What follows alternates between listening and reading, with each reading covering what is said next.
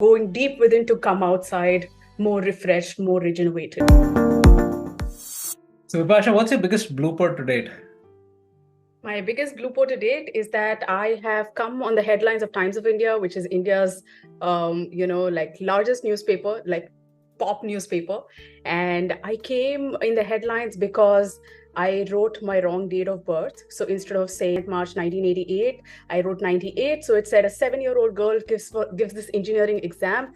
Either she's a super genius kid who at this age of 7 knows what she wants to do in life, or she's this really stupid kid who doesn't know her date of birth. And yeah, that's been my biggest blooper to date.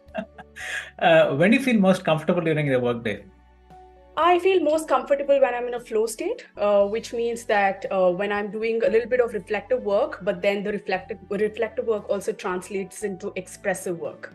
So going deep within to come outside more refreshed, more regenerated. What is one thing you've changed your mind on recently? I thought being middle class was a terrible thing.